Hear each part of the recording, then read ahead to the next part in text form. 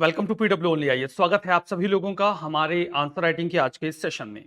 I hope कि हर दिन की तरह आप लगातार अपने आंसर्स लिख रहे हैं और उन्हें अपने दोस्तों के साथ रिव्यू भी कर रहे हैं। कई सारे बच्चे बहुत अच्छा आंसर लिख रहे हैं, कई सारे लोग अभी भी कोशिशें कर रहे हैं। आज का ये जो टॉपिक है जिसके ऊपर आपने आंसर्स लिखे हुए हैं, that is associated with world history and the post independence. ये दो सेगमेंट्स हैं जहां पर आपको आज आंसर लिखने थे एंड प्रोबेबली आप उसके लिए तैयार भी रहे होंगे। तो आइए शुरुआत करते हैं इन क्वेश्चंस के साथ और देखते हैं कि इनके आंसर्स को कैसे फ्रेम किया जा सकता है। जो पहला क्वेश्चन है that is associated with world history. World history में ये क्वेश्चन आपका इंडस्ट्रियल रिवोल्यूशन के बारे में है और इंडस्ट्रियल रिवोल्यूशन के भी इसने सारे एस्पेक्ट टच नहीं किए हैं। इंडस्ट्रियल रिवोल्यूशन का भी इस क्वेश्चन में एक टेक्नोलॉजिकल एस्पेक्ट ही लिया गया है। पूछा यह गया है कि इंडस्ट्रियल रिवोल्यूशन ने टेक्नोलॉजिकल एडवांसमेंट की एक वेव शुरू की जिससे मॉडर्निटी इनहेंस हुई और हम मॉडर्न एज में गए। आपको ये बताना है कि ये इनोवेशंस कैसे ग्लोबलाइजेशन का और इंटरकनेक्टेडनेस का एक बेस तैयार करते हैं। दो बातें हैं, एक तो आपको बताना है कि कौन से टेक्नोलॉजिकल एडवांसमेंट आए और दूसरा कि इनसे ग्लोबलाइजेशन कैसे कनेक्टेड है। अब यहां पे ग्लोबलाइजेशन के फंडामेंटल्स अगर आपको पता है तो आपको इस क्वेश्चन को आंसर करने में आसानी हो जाएगी। सवाल सीधा है, हमें इंट्रोडक्शन फ्रेम करना है। इंट्रोडक्शन अगर आपको फ्रेम करना है तो सबसे अच्छा तरीका है अपनी सेंट्रल थीम को आइडेंटिफाई करना। सेंट्रल थीम आपको पता है यहां पर इंडस्ट्रियल रिवोल्यूशन है, तो इंडस्ट्रियल रिवोल्यूशन के बारे में आप थोड़ा सा बताएंगे और उसे सबऑर्डिनेट थीम के साथ कनेक्ट करेंगे यानी कि ग्लोबलाइजेशन के साथ। तो इंडस्ट्रियल रिवोल्यूशन और ग्लोबलाइजेशन दोनों को कैच करके आप अपना इंट्रोडक्शन फ्रेम कर सकते हैं। तो अगर आपको इस टॉपिक का इंट्रोडक्शन फ्रेम करना है, ठीक है, तो आप एकदम सिंपल पकड़िए इंडस्ट्रियल रिवोल्यूशन को,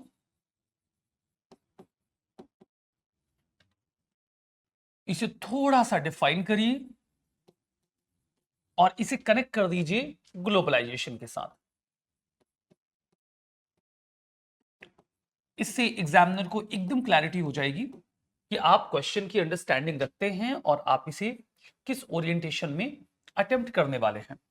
तो आप बता देंगे कि जो इंडस्ट्रियल रिवोल्यूशन है वो इंडस्ट्री, टेक्नोलॉजी और वेरियस स्फीयर में 19वीं सेंचुरी में शुरुआत अवेल करता है। इसकी शुरुआत ब्रिटेन के साथ होती है, इसके बाद ये पूरे यूरोप में फैल जाता है और फिर ये यूरोप, अमेरिका और एशिया के कुछ देशों तक पहुंचता है। जो इंडस्ट्रियल रिवोल्यूशन है वहां पर सिग्निफिकेंट टेक्नोलॉजिकल चेंजेस होते हैं और ये टेक्नोलॉजिकल चेंजेस जो ग्लोबल इकोनॉमी है उसे यूनिफाई करते हैं और कनेक्टेडनेस को बढ़ावा देते हैं। आप जैसे ही इतना बताएंगे क्लैरिटी मिल जाएगी कि ओके, आप समझते हैं कि इंडस्ट्रियल रिवोल्यूशन क्या है और एट द सेम टाइम आप ये भी समझ गए हैं कि ये ग्लोबलाइजेशन को कैसे प्रोपेल करता है। आप जैसे ही इस बात को इंश्योर कर लेंगे, आप सीधा अपने बॉडी पार्ट पर आ जाइए और आप जैसे ही बॉडी पार्ट पर आते हैं आपको आपके क्वेश्चन के दो हिस्सों को एड्रेस करना है। सबसे पहले तो आपको एड्रेस करना होगा कि आखिर ये कैसे, आखिर यहां पे जो टेक्नोलॉजिकल एडवांसमेंट थे वो क्या थे। यहां पर जो टेक्नोलॉजिकल एडवांसमेंट थे वो क्या थे। अब इस टेक्नोलॉजिकल एडवांसमेंट को समझने के लिए आपको अपना दिमाग सीधा से लेके जाना होगा इंडस्ट्रियल रेवोल्यूशन के टाइम पर और आप देखेंगे कि वहां पर जो सबसे फंडामेंटल मशीनरी डेवलप होती है जिसके बाद ज्यादातर टेक्नोलॉजिकल एडवांसमेंट शुरू होते हैं, दैट इज स्टीम इंजन। तो आपको यहां पे क्या मिलेगा, यहां पे आपको मिलेगा स्टीम इंजन। तो स्टीम इंजन का डेवलपमेंट किया जाता है। उस समय जो टेक्सटाइल सेक्टर है वो सबसे डोमिनेटिंग है। तो टेक्सटाइल सेक्टर का, अब देखो, एक इकोनॉमी में एक फैक्ट्री को, एक इंडस्ट्री को लगाने के लिए आपको क्या चाहिए, जो भी चाहिए आप उसे दिमाग में लेकर आओ और उससे एसोसिएटेड टेक्नोलॉजिकल एडवांसमेंट को यहां पर एज ए पॉइंटर यूज कर लो। एकदम सिंपल सा फॉर्मूला है ना कि अगर मुझे एक इंडस्ट्री लगानी है तो सबसे पहले तो मुझे चाहिए मशीन, मशीन के बाद मुझे चाहिए रॉ मटेरियल, रॉ मटेरियल के बाद मुझे चाहिए उस रॉ मटेरियल को प्रोसेस करने के लिए कुछ भी ऐसा जो उसकी प्रोसेसिंग में मुझे मदद दे दे। रॉ मटेरियल की प्रोसेसिंग के बाद मुझे चाहिए कुछ भी आर्सिलरी टूल, या फिर मुझे चाहिए अब मेरा जो प्रोडक्ट बन गया है मुझे उसे ट्रांसपोर्ट करना है। मुझे उसे ट्रांसपोर्ट करना है, और जब मैं उसे ट्रांसपोर्ट करूंगा तो मुझे लोगों से कम्युनिकेट भी करना होगा ताकि मैं अपना सामान बेच सकूं। तो ये एक बहुत ही बेसिक सी बात है, जो जब भी आप किसी भी इंडस्ट्री को लगाएंगे तो कुछ बेसिक चीजों की आपको जरूरत पड़ेगी। आपको एक मशीन चाहिए, रॉ मटेरियल चाहिए, रॉ मटेरियल को कुछ प्रोसेस करने वाली चीज चाहिए, कोई एंसिलरी मशीन चाहिए, या फिर आपको कोई ट्रांसपोर्ट और कम्युनिकेशन का मैकेनिज्म चाहिए जिसके जरिए आप अपने बने हुए प्रोडक्ट को सेल कर सके। बिल्कुल उन्हीं स्फीयर्स में आप देखिए तो यहां पर भी डेवलपमेंट हो रहे हैं। मशीन्स में आपको मिल रहा है स्टीम इंजन। रॉ मटेरियल की जब आप बात करोगे तो आप देखोगे कि जो कॉटन है ना, कॉटन के ज्यादातर प्रोडक्ट्स जो हैं ये यहां पर तैयार किए जा रहे हैं या फिर बनाए जा रहे हैं। और अगर कॉटन के प्रोडक्ट्स यहां पर तैयार किए जा रहे हैं और बनाए जा रहे हैं तो कॉटन को प्रोसेस करने के लिए आपको चाहिए मशीन, यानी कि स्पिनिंग जेनी। तो स्पिनिंग जेनी जो है उसने कॉटन को प्रोसेस करना आसान बना दिया। स्पिनिंग जेनी के अलावा कॉटन को वीविंग करने के लिए आपके पास अब पावर लूम है। पहले हैंडलूम हुआ करता था जिसमें काम हाथों से होता था, अब पावर लूम है। ठीक है, हैंडलूम, पावर लूम। इसके अलावा आप देख रहे हो कि जब आप मशीन बनाते हो तो मशीन को बनाने के लिए आपको हैवी इंडस्ट्रीज की जरूरत पड़ेगी, मेटल वर्क की जरूरत पड़ेगी। तो यहां पे आपको आयरन और स्टील इंडस्ट्री का भी डेवलपमेंट मिलेगा। Iron plus steel industry. ठीक है, इसके अलावा जो मशीन्स होती हैं या इंडस्ट्रीज होती हैं उन्हें प्रोपल करने के लिए, जो इंजन आपने बना रखा है उसे प्रोपल करने के लिए आपको बिजली चाहिए।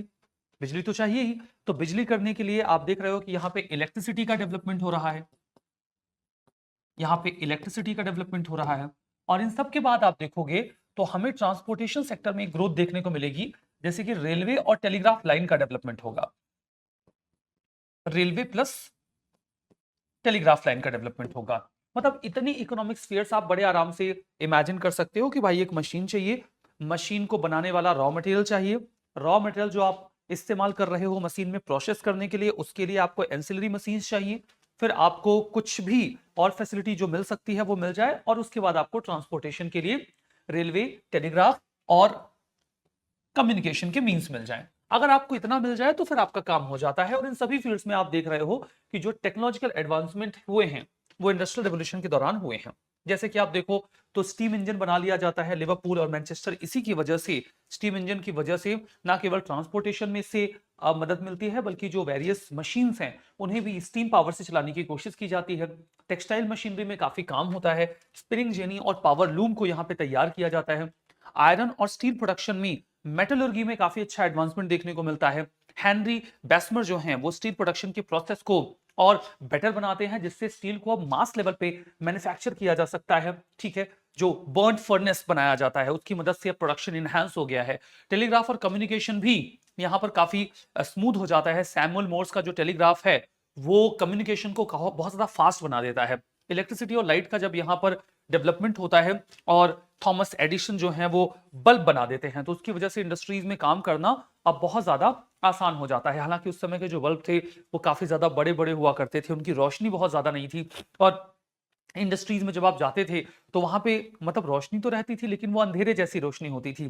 तो जो इंडस्ट्रियल वर्कर्स थे वो डिम लाइटिंग इफेक्ट फेस करते हैं, मतलब बहुत लंबे समय तक कम रोशनी में काम करने की वजह से वो डिप्रेशन का शिकार होने लग जाते हैं। तो ये सब तो उसके इफेक्ट्स थे।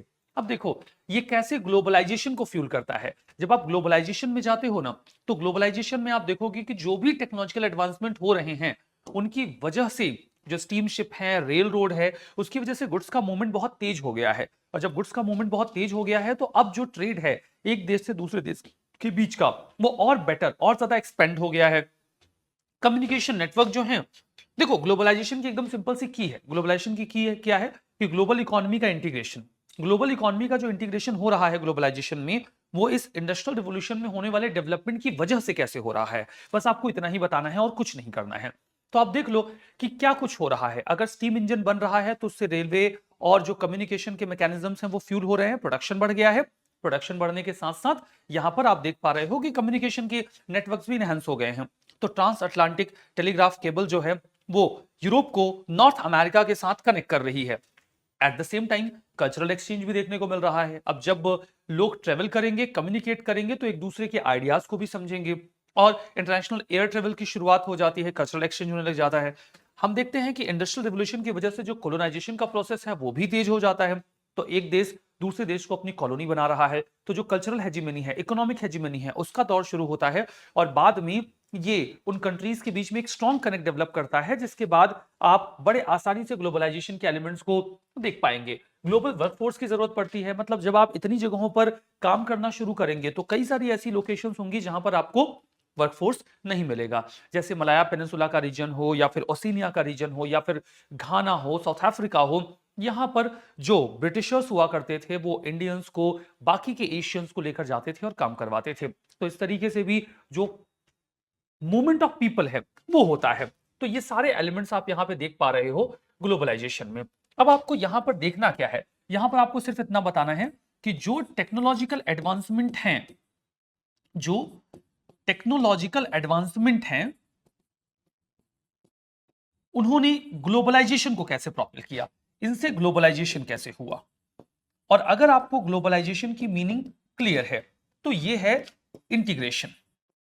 ग्लोबलाइजेशन का क्या मतलब है, इंटीग्रेशन। और इंटीग्रेशन हर तरीके का होता है। इंटीग्रेशन इकोनॉमिक होता है, पॉलिटिकल होता है, कल्चरल होता है, हर तरीके का इंटीग्रेशन। और यहां पे मूवमेंट ऑफ पीपल होता है, ठीक है, यहां पे मूवमेंट ऑफ फाइनेंस होता है। ये सारे एलिमेंट्स आपके जो ग्लोबलाइजेशन है उसके हैं। और अब आपको कुछ नहीं करना है, बस आपको देख लेना है कि हो ये कैसे रहा है। तो जैसे जैसे टेक्नोलॉजी का ग्रोथ हो रहा है, तो अगर स्टीम इंजन बना है, अगर स्टीम इंजन बना है तो स्टीम इंजन की वजह से ट्रांसपोर्टेशन एनहेंस हुआ है। और अगर स्टीम इंजन की वजह से ट्रांसपोर्टेशन एनहेंस हुआ है तो ट्रांसपोर्टेशन की वजह से इंटीग्रेशन तो हो ही रहा है ना, इंटीग्रेशन हो रहा है, ठीक है। अब ट्रांसपोर्टेशन के एनहेंस हो जाने की वजह से कल्चरल एक्सचेंज तेज हो गया है, कल्चरल एक्सचेंज तेज हो गया है, कोलोनाइजेशन एनहेंस हो गया है, कोलोनाइजेशन एनहेंस हो गया है। लोगों का जो घिरमिटिया लेबर्स हैं या इंडेंचर्ड लेबर्स हैं उनको एनहेंस किया गया है। इससे हम मूवमेंट ऑफ लेबर भी देख रहे हैं। ये सारे एलिमेंट्स ग्लोबलाइजेशन के हैं जो इसकी वजह से एनहेंस होते हैं। तो उसके बाद आप बिल्कुल से इसको कंक्लूड कर दो, और कंक्लूड करने का तरीका आपका एकदम सिंपल हो जाता है। आपको यहां पे सिंपल सा एक कंक्लूजन ड्रॉ कर लेना है। और कंक्लूजन का मामला क्या है कि आप कंक्लूजन जो ड्रॉ करते हैं उसमें सिंपली ये बता देते हैं कि जो इंडस्ट्रियल रेवोल्यूशन है वो बेस बनता है इकोनॉमिक डेवलपमेंट का। जो आपका इंडस्ट्रियल रिवोल्यूशन है वो बेस बनता है इकोनॉमिक डेवलपमेंट का। पहले पहले इकोनॉमिक डेवलपमेंट होता है, फिर इकोनॉमिक इंटीग्रेशन होता है। और जो इकोनॉमिक डेवलपमेंट के बाद इकोनॉमिक इंटीग्रेशन होता है, यही अल्टीमेटली प्रोपेल करता है किसको, ग्लोबलाइजेशन को। यही प्रोपेल कर देता है ग्लोबलाइजेशन को, और आपका काम हो गया। Now the thing is done. इसी तरीके से आपको आपका आंसर फ्रेम कर देना है। So this is the answer, very simple answer that you can frame here.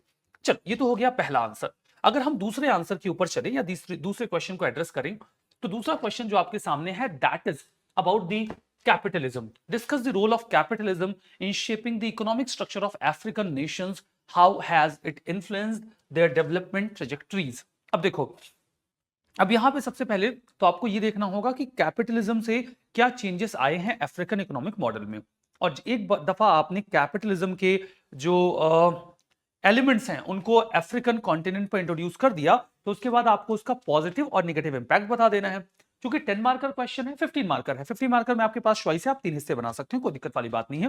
तो पहले हिस्से में आप चुपचाप ये बता दीजिए कि किस तरीके से जो कैपिटलिज्म का एलिमेंट है वो इनकॉर्पोरेट किया जाता है अफ्रीकन कॉन्टिनेंट में, फिर उसका क्या पॉजिटिव इंपैक्ट होता है, क्या नेगेटिव इंपैक्ट होता है। हो गया, खत्म, इतना ही आपने बताना है। इंट्रोडक्शन में आप कैपिटलिज्म को इंट्रोड्यूस कर दीजिए या कैपिटलिज्म इन अफ्रीका, इसकी बात कर दीजिए। तो एकदम सिंपल सा मामला यहां क्या बनता है कि अगर आप इस क्वेश्चन को इंट्रोड्यूस करते हैं तो यहां पर आप सबसे पहले तो कैपिटलिज्म को डिफाइन कर दीजिए कि कैपिटलिज्म एक सोशियो इकोनॉमिक फिलॉसफी है, सोशियो इकोनॉमिक पॉलिटिकल फिलॉसफी है। कैपिटलिज्म एक socio economic and political philosophy है। पॉलिटिकल फिलॉसफी है। आप ये बता दीजिए, इसे डिफाइन कर दीजिए, और इसे डिफाइन कर लेने के बाद, यानी कि इसके सोशियो इकोनॉमिक और पॉलिटिकल फिलॉसफी होने को डिफाइन कर लेने के बाद आप सिंपली ये बता सकते हैं ओवरऑल कि ये मार्केट ओरिएंटेड पॉलिसीज में बिलीव करता है, ये market oriented policies and free market की बात करता है, और इसके कोर में क्या है, मार्केट ओरिएंटेड फिलॉसफी या मार्केट ओरिएंटेड इसका अप्रोच है। इंट्रोड्यूस कर देने के बाद आप सीधा आ जाइए अफ्रीका के ऊपर। आप इस क्वेश्चन में अगर आप बॉडी पार्ट में जाते हैं, तो अगर आपने बॉडी पार्ट में जाना है तो आप इसके 3 हिस्से चुपचाप बना लीजिए। और वो 3 हिस्से क्या बनते हैं? पहला बनता है कैपिटलिज्म इन अफ्रीका, पहला बनता है कैपिटलिज्म इन अफ्रीका, कि अफ्रीका में कैपिटलिज्म कैसे गया। दूसरा, इसका पॉजिटिव इंपैक्ट अफ्रीकन इकोनॉमी के ऊपर, और फिर इसका नेगेटिव इंपैक्ट। तो आप अफ्रीका में कैपिटलिज्म बताइए, इसका पॉजिटिव इंपैक्ट बताइए, इसका नेगेटिव इंपैक्ट बताइए, और इन तीनों को बता लेने के बाद आप चुपचाप अपने आंसर को यहां पे कंक्लूड कर दीजिए, चुपचाप कंक्लूड कर दीजिए। इस क्वेश्चन को अप्रोच करने का मैकेनिज्म बिल्कुल यही सिंपल होना चाहिए, ठीक है। तो अगर आप कैपिटलिज्म इन अफ्रीका बताने वाले हैं, if you are going to explain capitalism in Africa, तो आपके पास क्या चॉइसेस हैं। आप देखिए कि जो कैपिटलिज्म है वो किस तरीके से अफ्रीकन नेशंस के इकोनॉमिक स्ट्रक्चर को शेप कर रहा है, या इसके बारे में कैसे यहाँ पे बात हो रही है। तो सबसे पहले तो कैपिटलिस्ट फिलॉसफी जो यूरोप में हाईलाइट होती है because of the theory of Adam Smith, तो एडम स्मिथ के साथ या जॉन लॉक के साथ, तो जॉन लॉक और एडम स्मिथ की जो फिलॉसफीज हैं वो जब कैपिटलिज्म का राइज करवाती हैं यूरोप में, तो उसके बाद ये अफ्रीका में कोलोनाइजेशन के फॉर्म में जाता है। और जब ये जाता है तो वहां पर सबसे पहले तो होता है कोलोनियल एक्सप्लॉयटेशन। तो वहां पे कोलोनियल एक्सप्लॉयटेशन होता है, जैसे कि यहां पर गोल्ड और डायमंड वगैरह साउथ अफ्रीका में जो एक्सप्लॉइट करने का एफर्ट किया जाता है, जिसकी वजह से बॉयर वॉर भी आने वाले समय में होगा। बॉयर वॉर जो सोने की खानें थी उनके ऊपर कब्जा करने के एफर्ट के बैकग्राउंड में ही हुआ था। उसके बाद अगर आप देखते हो तो इसका इंपैक्ट पोस्ट कॉलोनियल पॉलिसीज में भी देखने को मिला। तो ये तो चलो पहले की बात हो गई कि जब यहाँ पे कॉलोनीज बनाई गई तो फिर ये कैपिटलिज्म की फिलॉसफी यहाँ पे इंट्रोड्यूस हुई, और जब ये इंट्रोड्यूस हुई तो उसके बाद यहाँ पर एक्सप्लॉयटेशन किया गया। जब ये देश आजाद हुए तब भी ज्यादातर देशों ने इसी कैपिटलिस्ट इकोनॉमिक मॉडल को फॉलो किया। मामला एकदम सीधा है, आप वो फॉलो करते हैं जिसको लेकर आप अवेयर हो। तो वो इस तरीके के कैपिटलिस्ट इकोनॉमिक मॉडल को लेकर अवेयर थे, और यही कारण है कि वो इसको फॉलो करते हैं। तो आप देखो तो घाना में स्ट्रक्चरल एडजस्टमेंट प्रोग्राम चलाया जाता है, और घाना जो कैपिटलिस्ट इकोनॉमी का मॉडल है उसको फॉलो कर लेता है। इंडस्ट्रियलाइजेशन के एफर्ट्स किए जाते हैं, और कैपिटलिज्म यहां पर इंडस्ट्रियलाइजेशन में उनके मीन्स ऑफ प्रोडक्शन को डाइवर्सिफाई करता है।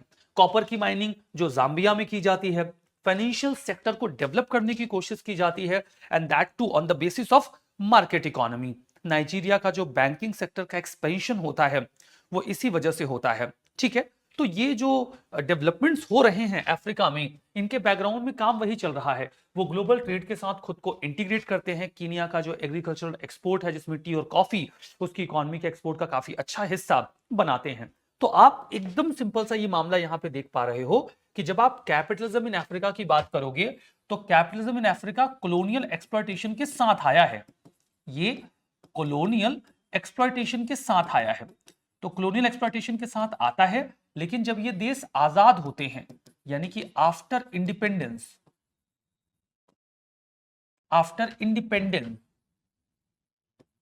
ये सेम मॉडल ऑप्ट कर रहे हैं। ये कैपिटलिस्ट इकोनॉमी का मॉडल ऑप्ट कर रहे हैं, ठीक है। ये फाइनेंशियल सेक्टर को डेवलप कर रहे हैं,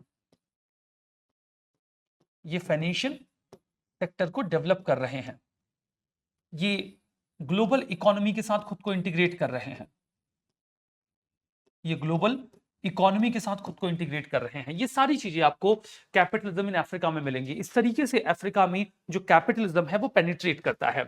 अब इसके बाद आप सीधा जाते हो कि इसका इंपैक्ट क्या हो रहा है। अगर आप देखेंगे तो इसका पॉजिटिव इंपैक्ट क्या है, इकोनॉमिक डाइवर्सिफिकेशन हो रहा है वहां पे। इकोनॉमिक डाइवर्सिफिकेशन का मतलब यह है कि पहले जहां वो एक कुछ लिमिटेड रिसोर्सेज के ऊपर डिपेंडेंट हुआ करते थे, जब वहां पे कैपिटलिज्म आता है तो अब वो कई सारे सेक्टर्स में डेवलप कर रहे हैं। उनका बैंकिंग सेक्टर डेवलप हो रहा है, मैन्युफैक्चरिंग डेवलप हो रही है, सर्विस सेक्टर डेवलप हो रहा है, अलग अलग जो एग्रीकल्चर प्रोडक्ट्स है उनको भी डाइवर्सिफाई किया जा रहा है। तो इस वजह से उनकी इकोनॉमी में डाइवर्सिफिकेशन आता है और ये डाइवर्सिफिकेशन कैपिटलिज्म की वजह से आ रहा है। तो डाइवर्सिफिकेशन कैपिटलिज्म की वजह से आ रहा है, वहां पर अर्बनाइजेशन हो रहा है। तो अर्बनाइजेशन हो रहा है और नई जॉब अपॉर्चुनिटीज भी क्रिएट हो रही हैं, टेक्नोलॉजिकल एडवांसमेंट देखा जा रहा है। तो ये कई सारे जो पॉजिटिव इंपैक्ट हैं वो आपको यहां पर देखने को मिल जाएंगे। जब आप पॉजिटिव इंपैक्ट के ऊपर जाओगे तो आपको एकदम से समझ में आएगा कि इकोनॉमिक डाइवर्सिफिकेशन हो रहा है,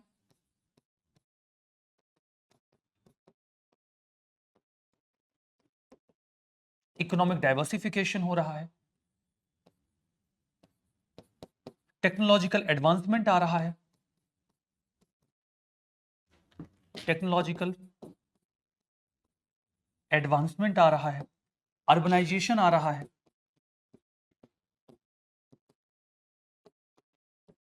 नई जॉब अपॉर्चुनिटीज क्रिएट हो रही हैं, न्यू जॉब। लेकिन हम सभी को पता है कि कैपिटलिज्म अपने साथ कुछ प्रॉब्लम्स लेके आता है। तो वो प्रॉब्लम्स तो आएंगी, जैसे कि सोशल इनइक्वलिटी, कुछ लोग बहुत अमीर हो गए, कुछ लोग बहुत ज्यादा गरीब हो गए, ठीक है। टेक्नोलॉजी बहुत एडवांस नहीं थी, लेस एडवांस टेक्नोलॉजी के होने की वजह से ये रॉ मटेरियल के प्रोवाइडर बन गए, ये प्रोवाइडर ऑफ रॉ मटेरियल बन के रह गए। बाकी यूरोपियन और अमेरिकन कंट्रीज इनका रॉ मटेरियल एक्सप्लॉइट कर रही हैं। पैरेलली यहां पे ये नियो कॉलोनियलिज्म की चपेट में जा रहे हैं।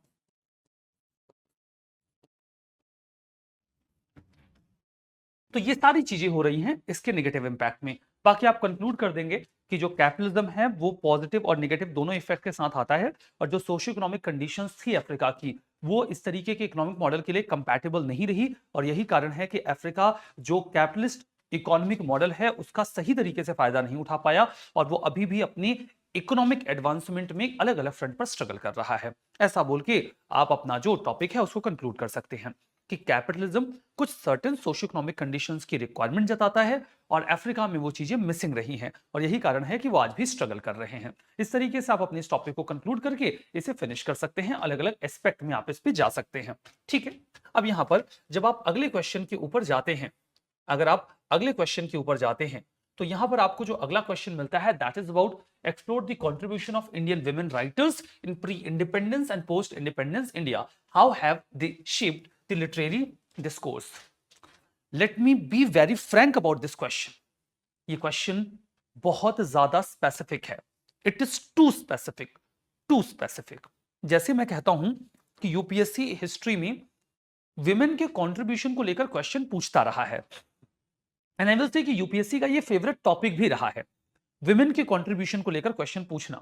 लेकिन एक बात और भी सच है कि यूपीएससी कभी भी इतना स्पेसिफिक नहीं होता जितना कि ये क्वेश्चन है। मतलब विमेन का वो रोल नेशनल मूवमेंट में पूछ लेंगे, इंडियन वुमेन का पूछ लेंगे, फॉरेन वुमेन का पूछ लेंगे, हो सकता है कि कल्चरल अपलिफ्टमेंट में या सोशल स्फीयर में उनके कंट्रीब्यूशन की बात कर दी जाए, पॉलिटिकल एंड सोशल स्फीयर में उनके कंट्रीब्यूशन की बात कर दी जाए। लेकिन एकदम स्पेसिफिक होके लिटरेरी कंट्रीब्यूशन को पूछना, ये क्वेश्चन अपने आप में एक फैक्चुअल क्वेश्चन बन जाता है। मतलब कि यूपीएससी तो अक्सर ऐसे क्वेश्चंस अवॉइड करेगी, और ये क्वेश्चन थोड़ा सा फैक्चुअल है। मतलब मींस में ऐसे क्वेश्चंस नहीं पूछे जाते। इस क्वेश्चन का हिसाब सीधा है, आता है तो लिखो, नहीं आता है आगे बढ़ो। क्योंकि फ्रेमिंग एकदम सिंपल है, फ्रेमिंग एकदम सिंपल है। आप विमेन कंट्रीब्यूशन को इंट्रोडक्शन में मेंशन करो, आप बताओ कि जो विमेन है वो हमारे प्री इंडिपेंडेंस में और पोस्ट इंडिपेंडेंस में दोनों ही स्फीयर्स में अलग अलग सेक्टर में कंट्रीब्यूट करती हैं, और उनका जो कंट्रीब्यूशन है वो कंट्री की ग्रोथ को और सोशल विमेन का जो अपलिफ्टमेंट है उसको लेकर कंट्रीब्यूट करता है। आप इस तरीके से कंक्लूजन ड्रॉ कर सकते हो। लेकिन जैसे ही आप बॉडी पार्ट पर जाते हो, बॉडी पार्ट पर जाते ही आपको चाहिए कुछ विमेन, केवल विमेन नहीं, कई सारे विमेन के नाम आप जानते हैं जो प्री इंडिपेंडेंस एरा में रही हैं, जो पोस्ट इंडिपेंडेंस एरा में रही हैं, आपको ऐसे विमेन को हाईलाइट करना होगा उनके लिटरेरी वर्क्स के साथ जिनका अपना एक सिग्निफिकेंस हो। मतलब आपको चाहिए कुछ ऐसी विमेन जिनका लिटरेरी वर्क आपको पता हो। मतलब ये एक फैक्चुअल एलिमेंट इस क्वेश्चन में आ जाता है। अगर आपको कुछ विमेन और उनके लिटरेरी वर्क के बारे में नहीं पता है तो आप जो भी आंसर लिखेंगे वो पूरी तरीके से सुपरफिशियल बन जाएगा, क्योंकि आप एग्जाम्प्लिफिकेशन नहीं कर पाएंगे। तो अगर आपको ये बातें पता है तब तो ये आंसर बड़े स्मूथली फ्रेम हो जाएगा। आप सीधा कुछ इश्यूज उठाइए, उसमें जो लिटरेरी वर्क्स हैं और जो कंट्रीब्यूटर्स हैं उनको मेंशन कर दीजिए, या आप कुछ विमेन राइटर्स का जिक्र कर दीजिए और उनके कंट्रीब्यूशन के बारे में बता दीजिए विद देयर लिटरेरी वर्क। तो ये आंसर की फ्रेमिंग एकदम सिंपल है। आई वोंट से कि इस आंसर को फ्रेम करना मुश्किल है, फ्रेम करना बहुत आसान है, बिल्कुल आराम से आप कर लोगे। इंट्रोडक्शन बताओगे, कुछ विमेन कंट्रीब्यूटर्स बताओ प्री इंडिपेंडेंस में, पोस्ट इंडिपेंडेंस में, और कंक्लूड कर दो। That's all, that's all. लेकिन क्या आपको पता है? अगर पता है तो आंसर बनेगा, नहीं पता है तो आपका आंसर सुपरफिशियल बनेगा और आप अच्छे तरीके से जो मार्क्स हैं वो फेच नहीं कर पाएंगे। यहां पर आइए बात करते हैं। इंट्रोडक्शन में आप इंडियन वुमेन राइटर्स का जिक्र करिए कि वो कैसे सोसाइटल नॉर्म्स और जो वुमेन इश्यूज हैं उनको हाईलाइट करती हैं। ये एकदम सिंपल सा इंट्रोडक्शन है, आप बिना किसी समस्या के इस इंट्रोडक्शन को फ्रेम कर सकते हैं। लेकिन जब आप जाएंगे आगे तो फिर आपको कुछ नामों की जरूरत पड़ेगी। चलिए एक नाम को लेकर आप एकदम अवेयर होंगे, and that is Sarojini Naidu. पहले आप प्री इंडिपेंडेंस पे आइए, पहले आप प्री इंडिपेंडेंस पे आइए, उसके बाद आप पोस्ट इंडिपेंडेंस पे चले जाइए, उसके बाद आप पोस्ट इंडिपेंडेंस पे चले जाइए। तो प्री इंडिपेंडेंस में आपको पता है सरोजिनी नायडू, जिनको नाइटिंगेल ऑफ इंडिया कहा जाता है, और उनका कलेक्शन है द गोल्डन थ्रेशोल्ड, आप इसका जिक्र कर दीजिए प्री इंडिपेंडेंस में। इसके अलावा आप जिक्र कर दीजिए यहाँ पे तोरू दत्त का, और उनकी जो राइटिंग है ancient ballets and legends of Hindustan, इसका जिक्र कर दीजिए। प्री इंडिपेंडेंस में आप एक और जिक्र कर सकते हैं बेगम रोकिया शाखावत हुसैन का, ठीक है, और इन्होंने जेंडर नॉर्म्स वगैरह को चैलेंज किया अपनी किताब सुल्तान्स ड्रीम में, ठीक है। तो ऐसे तीन आप विमेन राइटर्स का और उनकी राइटिंग का जिक्र कर सकते हैं अपने फर्स्ट फेज में। फिर आप पोस्ट इंडिपेंडेंस में जाइए। पोस्ट इंडिपेंडेंस में आपके पास नाम है कमला दास का और उनकी ऑटोबायोग्राफी माई स्टोरी का, जिसमें सोशल टाबूज के बारे में बात करती हैं।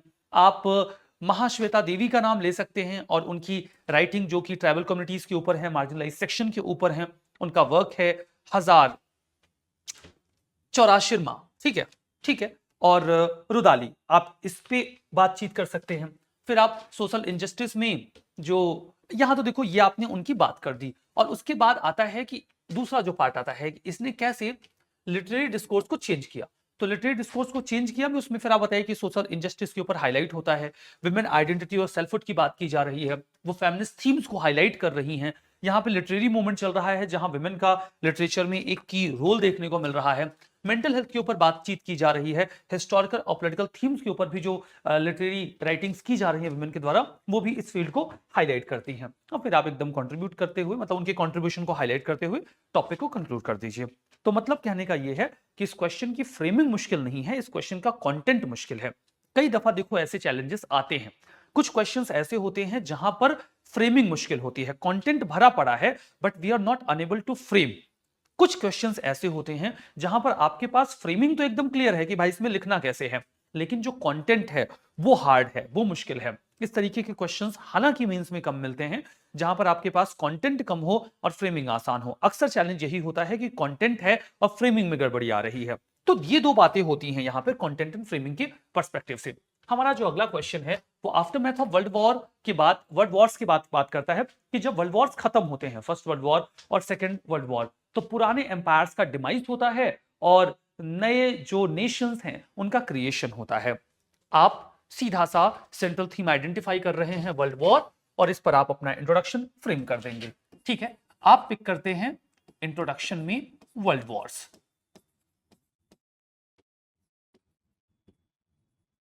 वर्ल्ड वॉर्स को हाईलाइट करिए और आप इनके रीजंस बता दीजिए, या फिर आप इनका नेचर बता दीजिए। बता दीजिए कि जो ग्लोबल एस्पायरेशंस थी कई सारी देशों की, उनके बीच में जो आपसी कन्फ्रंटेशन था, तनाव था, उसकी वजह से वर्ल्ड वॉर शुरू हुआ। फर्स्ट वर्ल्ड वॉर जो है वो हम देख रहे हैं कि जो ऑस्ट्रिया का सर्बिया के ऊपर अटैक है उसके साथ शुरू होता है, और सेकेंड वर्ल्ड वॉर जो है वो जर्मनी के पोलैंड के अटैक के साथ शुरू होता है।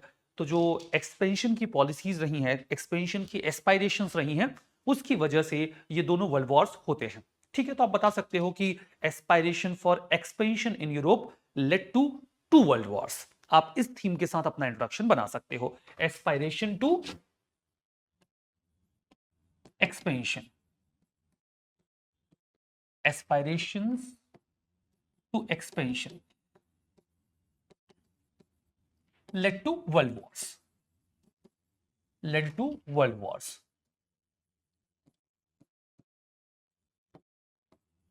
ठीक है, अब यहां पर आप देख रहे हो कि जब दोनों वर्ल्ड वॉर खत्म हो जाते हैं तो पुराने एम्पायर्स का डिमाइस होता है, डिमाइस ऑफ ओल्ड एम्पायर्स। जब डिमाइस ऑफ ओल्ड एम्पायर की बात करोगे ना, तो आप दोनों वर्ल्ड वॉर्स को कैलकुलेशन में ले लो। जब आप फर्स्ट वर्ल्ड वॉर पे जाओगे तो देखोगे फर्स्ट वर्ल्ड वॉर में सबसे पहले तो जो ऑटोमन एम्पायर है उसका कोलैप्स हो रहा है,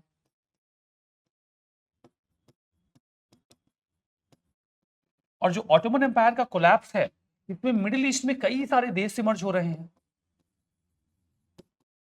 इराक, सीरिया, ये कई सारे देश वहां पे बन रहे हैं। इसके बाद आप सेकेंड वर्ल्ड वॉर पे चले जाओ तो आप देखोगे कि जो जर्मनी है, जर्मनी की जो इंपीरियल पावर है वो कोलैप्स कर जाती है। जर्मनी की इंपीरियल पावर कोलैप्स कर जाती है, वो अपनी कॉलोनीज खोता है। उसके बाद जो टेरिटोरियल डिस्ट्रीब्यूशन होता है उसमें भी जर्मनी को दो हिस्सों में डिवाइड कर दिया जाता है। हम देखते हैं कि जापान, जापान का इंपीरियल डिक्लाइन होता है, और इटली ने जो कुछ एरियाज कब्जा रखे थे उसमें भी हम कंट्रोल देखते हैं। और केवल जापान और इटली की बात नहीं है, जब यहां पर बात होगी तो यहां पर बात ब्रिटेन की भी होगी। ब्रिटेन भले ही विक्टर रहा है लेकिन इसका कॉलोनियल डिक्लाइन हुआ है, और कई सारे देश ब्रिटेन की चपेट से, ठीक है, ब्रिटेन की चपेट से निकले हैं तो कॉलोनियल डिक्लाइन हुआ है। तो Ottoman empire, Germany, Japan, Britain, ऐसे कई सारे पुराने एम्पायर्स थे जो because of world war collapse कर गए। समझ में आ रहा है? जब पुराने एम्पायर्स की कोलैप्स करने की बात होगी तो Ottoman empire, German empire, Japanese empire और ब्रिटिश एम्पायर, इन सब का जो कॉलोनियल डिक्लाइन होता है, जो कॉलोनियल इनकी पावर थी उसका डिक्लाइन हम देखते हैं दो वर्ल्ड वॉर्स के बाद हो जाता है। अब यहां पर आप देखोगे नए स्टेट्स का emergence, emergence of new states.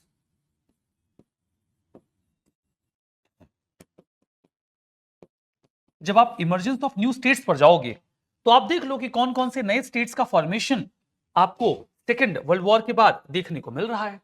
तो आपको कई सारे देश साफ साफ दिख जाएंगे, जैसे कि आपको सबसे पहले तो इंडिया एंड पाकिस्तान मिलेंगे। इंडियन सब कॉन्टिनेंट पर इंडिया और पाकिस्तान नाम के दो देश आजाद होंगे। कोरिया, ठीक है, इंडिया तो चलो पहले से था, पाकिस्तान तो एज ए न्यू स्टेट आया। आप देख रहे हो तो कोरिया का डिवीजन हो रहा है, कोरिया का डिवीजन हो रहा है। इसके अलावा आपको इजराइल का इमरजेंस मिलेगा। इजराइल ऑल टुगेदर एक नए स्टेट के तौर पर यहां पर आपको इमर्ज होता हुआ दिखेगा। इजराइल एकदम ऑल टुगेदर एक न्यू स्टेट के तौर पर यहां पर इमर्ज होकर आता है। पैरेलली आप देखते हो कि ब्रिटिश कॉमनवेल्थ का फॉर्मेशन हो रहा है। ठीक है, फ्रांस अपनी ओवरसीज टेरिटरी खो देता है।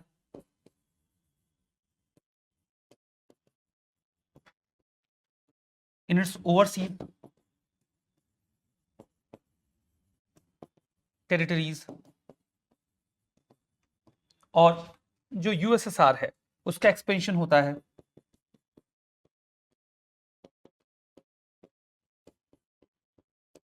तो ये सारा काम आप देख रहे हो कि दोनों वर्ल्ड वॉर के बाद हो रहा है। आप इन्हीं चीजों को हाईलाइट करके कंक्लूड कर दो, और कंक्लूजन में आप बोल दो कि वर्ल्ड वॉर की वजह से जो ग्लोबल लैंडस्केप है उसमें काफी ज्यादा चेंज आया।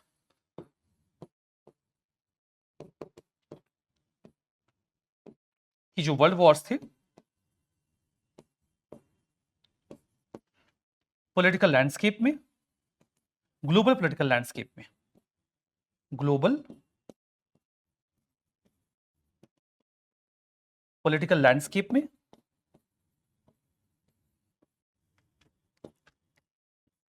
और टेरिटोरियल डिस्ट्रीब्यूशन में, और टेरिटोरियल डिस्ट्रीब्यूशन में सिग्निफिकेंट चेंज आ गया। तो यही चीजें आप दो पार्ट्स में एक्सप्लेन करने के बाद कंक्लूड कर दो और आपका काम हो गया। तो ये आंसर आपका एकदम सिंपल यहां फ्रेम हो जा रहा है। इसके बाद जब आप अगले क्वेश्चन पे जाते हो, अगले क्वेश्चन पे जब आप जाते हो तो यहां पर आपको फ्रेंच रिवॉल्यूशन के इकोनॉमिक फैक्टर्स को एनालाइज करना है। पहले तो आपको फ्रेंच रिवॉल्यूशन के इकोनॉमिक फैक्टर्स को बताना है और उसके बाद आपको उसका इंपैक्ट बता देना है। ये बहुत ही सिंपल क्वेश्चन है, बहुत ही सिंपल क्वेश्चन है। यानी कि आप जब भी वर्ल्ड हिस्ट्री पढ़ते हैं तो आप फ्रेंच रिवॉल्यूशन पढ़ते हैं। फ्रेंच रिवॉल्यूशन में आपको सोशियो इकोनॉमिक रिलीजियस कई तरीके के रीजंस बताए जाते हैं। आप उन रीजंस को, इकोनॉमिक रीजंस को हाईलाइट करके और उसका फ्रेंच सोसाइटी के ऊपर इंपैक्ट एक्सप्लेन कर दीजिए, आपका काम हो गया। आप सीधा फ्रेंच रिवॉल्यूशन को इंट्रोड्यूस करिए, बता दीजिए कि फ्रेंच रिवॉल्यूशन जो है वो फ्रांस में जो टिरेनिकल पावर हुआ करती थी लुई दी 16 की, उसके अगेंस्ट में शुरू होता है और यहाँ पे मॉडर्न नेशन स्टेट के इमर्जेंस के साथ साथ एक मॉडर्न कॉन्सेप्ट स्टेट का इवॉल्व होता है और उसके बाद जो दुनिया है वो आगे बढ़ती है। ऐसा करके आप इंट्रोडक्शन फ्रेम कर दीजिए। उसके बाद आप सीधा आ जाइए इकोनॉमिक कॉजेस के ऊपर। आप सीधा इकोनॉमिक कॉजेस एक्सप्लेन करिए और जब आप इकोनॉमिक क्लॉजेस जो हैं, यहाँ पे सोशल इकोनॉमिक दोनों बताना है तो पहले सोशल कॉजेस बता दीजिए, इकोनॉमिक बता दीजिए। आप चाहे तो दोनों मर्ज करके बता सकते हैं। सोशल कॉजेस में आप बता दीजिए कि सोशल इनइक्वालिटी है। यहाँ पे 3 स्टेट का डिवीजन है, first state, second state, third state. आपने वहां पे पढ़ा होगा। फर्स्ट स्टेट में क्लर्जी क्लास है, सेकंड स्टेट में रूलिंग क्लास है जो फ्यूडल लॉर्ड्स वगैरह हैं और थर्ड स्टेट में कॉमन मैन है। तो जो थर्ड स्टेट है वो बहुत ही ज्यादा एक्सप्लॉइटेड है, उसके पास कोई पॉलिटिकल पावर नहीं है और सोशल सिस्टम बहुत ही रिजिड है। फ्यूडल ऑब्लिगेशंस है, यानी कि जो फ्यूडल सिस्टम है एंशिएंट पीरियड का वो अभी भी चला आ रहा है। उसका ब्रेकडाउन शुरू तो हुआ है लेकिन उसका अभी भी डोमिनेंस मेंटेन है। इसकी वजह से जो सोशल नॉर्म्स हैं वो यही फ्यूडल नोबिलिटी के लोग बनाते हैं और किसी भी तरीके की सोशल मोबिलिटी नहीं है।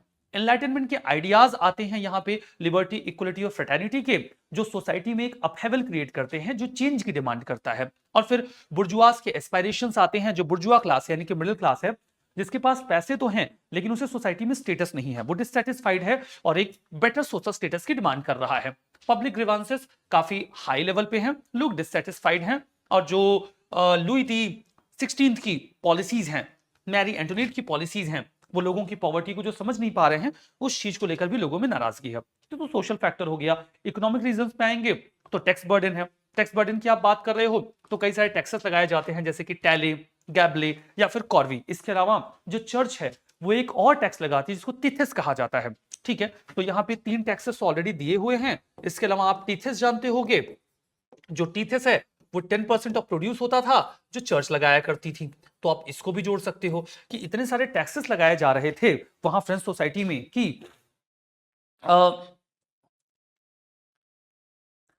लोग बहुत परेशान थे। वहां पे एक स्लोगन चला करता था that lords rule, clergy pray and people pay. लोगों का काम है पे करना। अब वो इतने सारे टैक्सेस पे करते थे। फ्रांस फाइनेंशियल क्राइसिस के दौर से गुजर रहा था, उनकी फाइनेंशियल कंडीशन अच्छी नहीं थी, फिर भी वो ग्लोबल पॉलिटिक्स में हिस्सा लेते थे। जैसे कि अमेरिकन वॉर ऑफ इंडिपेंडेंस, उन्होंने अननेसेसरी उसमें वो इन्वॉल्व हुए जबकि उनके पास पैसों की कमी थी, जिसकी वजह से उनकी इकोनॉमी बहुत लॉस में चली गई। उनके बजट का एक हिस्सा तो केवल लिए गए लोन का इंटरेस्ट पेमेंट में जाता था, तो उनकी हालत थी खराब। हार्वेस्ट खराब हुई और फैमिन की सिचुएशन बनी 1780s में। ये नुकसान भी हुआ। इकोनॉमिक मैनेजमेंट बहुत ही ज्यादा खराब था। कई सारे बहुत अच्छे उनके इकोनॉमिक मिनिस्टर से, फाइनेंस मिनिस्टर से, जैसे कि नेकर और कॉलोनी, लेकिन इन लोगों ने जो कुछ भी सजेशंस दिए उन्हें लुई दी 16 ने इनकॉर्पोरेट नहीं किया।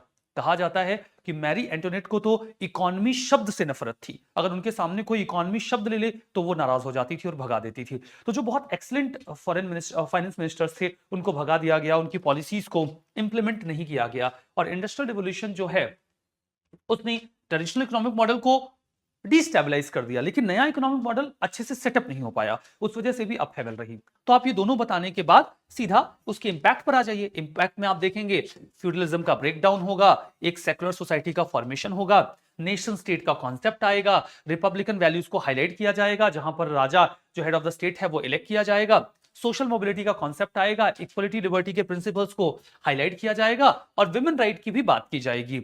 ये बातें बताने के बाद आप फ्रेंच रिवॉल्यूशन का आउटकम बता दीजिए कि इसने कैसे दुनिया को आने वाले समय में बदल दिया। तो ये एक आसान प्रश्न है, क्योंकि एक कन्वेंशनल टॉपिक पे पूछा गया प्रश्न है, आप इसे आराम से कर सकते हैं। अब ये है latecomer industrial revolution in Japan. Japan का जो इंडस्ट्रियल रिवॉल्यूशन था वो काफी बाद में आया। एक जनरल परसेप्शन बना हुआ था that Asian countries can not be industrialised, at least not without the help of any European power. Japan ने ऐसा करके दिखाया, जापान ने। तो आप जापानीज इंडस्ट्रियल रिवोल्यूशन को इंट्रोड्यूस कर दो, that there was a general perception that Asian countries cannot get industrial revolution without the help of any European power, but Japan availed its own industrial revolution that was in Japanese nature and content। इस तरीके से आप introduce कर दो। Introduce करने के बाद आपको बताना है कि ये कैसे अलग था, इसके यूनिक फैक्टर्स क्या थे। यूनिक फैक्टर्स क्या थे, आपको बस वो यूनिक फैक्टर्स बता देने हैं, आपका आंसर हो गया फ्री। यूनिक फैक्टर्स अगर आप जापानीज रिवोल्यूशन के, इंडस्ट्रियल रिवोल्यूशन के देखोगे तो आप देखोगे ये स्टेट लेड इंडस्ट्रियलाइजेशन है, जहां यूरोपियन कंट्रीज में प्राइवेट एंटिटीज इंडस्ट्रियल रिवोल्यूशन को लीड कर रही हैं। जापान में ये काम गवर्नमेंट कर रही है। यहां पे सिलेक्टिव अडॉप्शन है वेस्टर्न टेक्नोलॉजी का, वो उन्हें ब्लाइंडली अडॉप्ट नहीं कर रहे हैं। जो उनके काम के हैं वो उन्हें अडॉप्ट कर रहे हैं, जो नहीं काम के हैं वो नहीं कर रहे हैं। जैसे कि उन्होंने ब्रिटिश स्पिनिंग मशीनरी का इस्तेमाल तो किया, लेकिन जापान के ट्रेडिशनल सिल्क प्रोडक्शन में उसको इंटीग्रेट करके, ठीक है। पैरेलली वहां पे एजुकेशन और ह्यूमन कैपिटल पे फोकस किया गया। उनको पता था कि पढ़े लिखे लोग नहीं होंगे तो उनका इंडस्ट्रियल रेवोल्यूशन ग्रो नहीं करेगा। वो जापान, यूरोप भेज रहे हैं अपने बच्चों को अच्छी पढ़ाई, एजुकेशन के लिए। इकोनॉमिक डुअलिज्म का कॉन्सेप्ट आता है। जब इंडस्ट्रियल रिवोल्यूशन में मॉडर्न इंडस्ट्रीज का डेवलपमेंट होता है तो ट्रेडिशनल इंडस्ट्रीज एकदम डिप कर जाती हैं, लेकिन उन्होंने दोनों को हैंड इन हैंड चलाया। मॉडर्न इंडस्ट्रीज भी आगे चल रही हैं और ट्रेडिशनल इंडस्ट्रीज भी आगे बढ़ रही हैं, दोनों का काम एक साथ हो रहा है। यहाँ पे जैबत्सु सिस्टम आता है। जैबत्सु एक्चुअली में वहां की कुछ बहुत वेल्दी फैमिली हैं जो कि बैंकर का काम किया करते थे, ये बहुत अमीर होते थे। इन्होंने वहां के इंडस्ट्रियल रिवोल्यूशन में बहुत बड़ा रोल प्ले किया। ये इकोनॉमी के बड़े बड़े सेक्टर्स को ओन करते थे, जैसे कि मित्सुई, मित्सुबिशी और सुमितोमो। ये कुछ ऐसी फैमिलीज थी जो वहां पर इंडस्ट्रियल रिवोल्यूशन को फ्यूल करती हैं। ये बहुत अमीर परिवार हुआ करते थे, ठीक है। So government incentives and subsidies दी जा रही हैं, जिसकी वजह से इंडस्ट्रियल रिवोल्यूशन वहां का फ्यूल हो रहा है। और ये कल्चरल अडॉप्शन और नेशनलिज्म के बेसिस पर काम किया जा रहा है। वो जानते हैं कि उनका जो इंडस्ट्रियल रिवोल्यूशन है वो यूरोप से अलग है, डिफरेंट है, तो वो उस चीज को वहां पर हाईलाइट भी करते हैं। तो ये सारी चीजें हमें यहां देखने को मिल रही हैं। बाकी ये सिमिलरिटीज वगैरह के यहाँ पे आपको कुछ खास काम है नहीं, तो आप जो स्पेसिफिक एलिमेंट्स हैं उनका जिक्र कर दीजिए और आपका काम हो जाएगा। अब ये जो आखिरी प्रश्न है आपका, that is about American revolution, जिसे अक्सर इकोनॉमिक रिवोल्ट के तौर पे देखा जाता है अगेंस्ट ब्रिटिश मर्केंटलिज्म। आपको इसको सब्सटेंशिएट करना है और इसके लॉन्ग टर्म कॉन्सिक्वेंसेस बताने हैं। सीधा सीधा सवाल है, इकोनॉमिक रीजंस बताइए जिसकी वजह से अमेरिकन रेवोल्यूशन हुआ और उसका इंपैक्ट बताइए। It's generally very simple question. American revolution को आप डिफाइन कर दीजिए that American revolution was an economic revolt against the British colonialism in 13 colonies. Those were held by European immigrants in north America. ऐसा करके आप introduction frame कर दीजिए, उसके बाद आप सीधा इकोनॉमिक रीजंस पे आ जाइए, बिकॉज ये एक इकोनॉमिक रिवोल्ट था। तो इकोनॉमिक रीजंस क्या थे इसके, आपको सिंपली वही बताना है, कुछ नहीं करना है। इकोनॉमिक रीजंस में आप बताएंगे कि ब्रिटेन अमेरिका के ट्रेड को रिस्ट्रिक्ट कर रहा है। स्पेसिफिकली आप देखोगे तो जब वहां पे माहौल बना हुआ है, नेविगेशन एक्ट लगाते हैं 1651 में, जहां पे वो कहते हैं कि जो कॉलोनियल मर्चेंट्स हैं वो किसी भी यूरोपियन नेशन से डायरेक्टली ट्रेड नहीं कर सकते, उन्हें ब्रिटिश पोर्ट पे जाके पहले हाजिरी लगानी पड़ेगी। तो ये कंट्रोल नेविगेशन पे, वो टैक्सेस इंपोज कर रहे हैं। जैसे स्टैंप एक्ट आता है 1765 का, जब वो 7 ईयर वॉर जीत जाते हैं फ्रांस से, तो वो ज्यादा डोमिनेटिंग पोजीशन लेने की कोशिश करते हैं। फिर वो इंपोर्ट ड्यूटीज इंपोज करते हैं, जैसे कि टाउनशेंड एक्ट आता है 1767 का, वो मॉनेटरी कंट्रोल स्टैब्लिश करने की कोशिश करते हैं। यहां पर 1764 का करेंसी एक्ट आता है, ठीक है। फिर अमेरिकन आयरन और टिम्बर को कंट्रोल किया जाता है। मोनोपोली और टैक्सेशन इनहेंस करने की कोशिश की जाती है। इकोनॉमिक डिपेंडेंस जो है वो बढ़ाने की कोशिश की जाती है अमेरिकन की ओवर ब्रिटेन। और इकोनॉमिक बर्डन, जो क्वार्टरिंग एक्ट था 1765 का, जो कॉलोनीज को फोर्स करता है कि वो फूड, शेल्टर और सप्लाईज दें ब्रिटिश ट्रूप्स को, ठीक है, वो भी अपने खुद के एक्सपेंसेस पे। तो इन सभी पॉलिसीज की वजह से अमेरिकन बहुत ज्यादा नाराज हैं। फिर ये रिवोल्ट होता है और इसका इंपैक्ट ये था, ब्रिटेन के अगेंस्ट में अमेरिका आजाद होता है, इकोनॉमिक इंडिपेंडेंस आती है, ग्रोथ आती है। टेक्सटाइल मिल्स जो हैं वो न्यू इंग्लैंड में यहाँ पे स्टैब्लिश होती हैं। ट्रेड का एक्सपेंशन शुरू होता है यूएस का बाकी देशों के साथ। वेस्टर्न एक्सपेंशन जो है वो इनहेंस होना शुरू होता है। ठीक है, लुजियाना परचेज जो 1803 में होता है, इसके बाद जो 13 कॉलोनीज है ना, वो अमेरिका के वेस्टर्न पार्ट में फैलना शुरू करती हैं, जिसको ब्रिटिशर्स रोक कर रखते हैं। इसके पहले तक नेशनल इकोनॉमी का डेवलपमेंट होता है, कनाल वगैरह का डेवलपमेंट होता है, पॉलिटिकल और सोशल रिफॉर्म्स किए जाते हैं। तो ये कई सारे लॉन्ग टर्म इंपैक्ट्स हमें यहां पर देखने को मिलते हैं। तो ये तो सारा हमने मामला जो है वो समझ लिया, इन क्वेश्चंस की फ्रेमिंग देख ली, इनका कंटेंट देख लिया। आई होप कि आपको आइडिया लग रहा होगा कि आप ये जो मेंस के क्वेश्चंस हैं इन्हें कैसे अटेम्प्ट करेंगे। हिस्ट्री का पार्ट आपने रिवाइज कर लिया है। अगले दिन से आप कुछ नए सेगमेंट्स पर अपने आंसर्स लिखेंगे और दूसरे जो सेगमेंट्स हैं उन पर भी आपके डिस्कशंस होते रहेंगे। तो इन डिस्कशंस में कंटिन्यूड रहिए, आंसर्स लिखते रहिए, यही आपकी मेंस की तैयारी को स्ट्रॉन्ग करेंगे। तो चलिए, आप मिलिएगा एक नए सेगमेंट में एक नई फैकल्टी के साथ और प्रैक्टिस में जुटे रहिएगा। तब तक के लिए, जब तक आप एक नए सेगमेंट में नई फैकल्टी से मिले, आप सभी लोगों को अलविदा और बहुत बहुत धन्यवाद।